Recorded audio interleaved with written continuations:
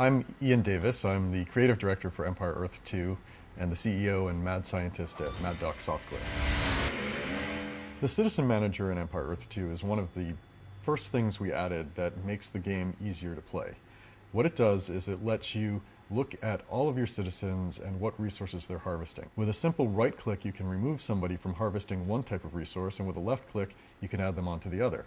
What this does is it keeps 100% of the strategy that you always had, but it makes it much, much easier to manage big civilizations. In most real-time strategy games, by the time you reach the end of the game, it's impossible to manage your economy with the same sort of attention you can early in the game. But in Empire Earth 2, you keep the strategy all the way through the game. And we initially put the picture-in-picture in as just something where you could see another part of the field of play. But then I decided that the best thing for it would be to be able to act in it too.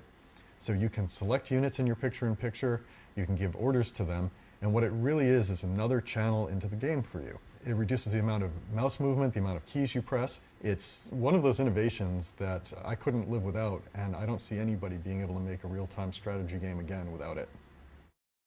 We have added so much depth to the gameplay in Empire Earth 2 that even with the ways we've made the user interface more streamlined, made it much easier to get into the game, there's an awful lot of depth of play that can continue to grow, and it's much more about your strategy now than simply about the user interface constraints. In each of the different climates that you can play in each of the different types of maps, be it temperate or tropical or arid, there are seasons. But then there's also extreme weather, such as blizzards and tropical storms and dust storms, and these can do additional things such as reducing the line of sight for units, slowing down ground units, and making air units have to return to their base.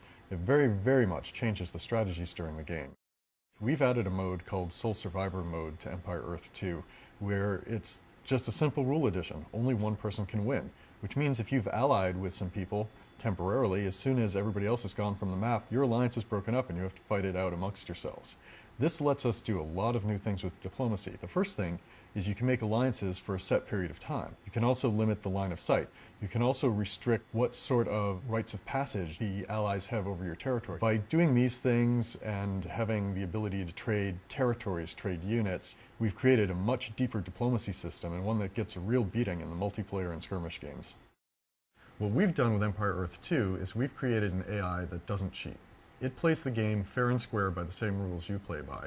I've used my last 10 years of working on real-time strategy games and my degree in artificial intelligence to help architect an AI that doesn't cheat and plays the game hard. You'll find that the AI gives you repeated challenges and infinite replayability. Rated T for Teen.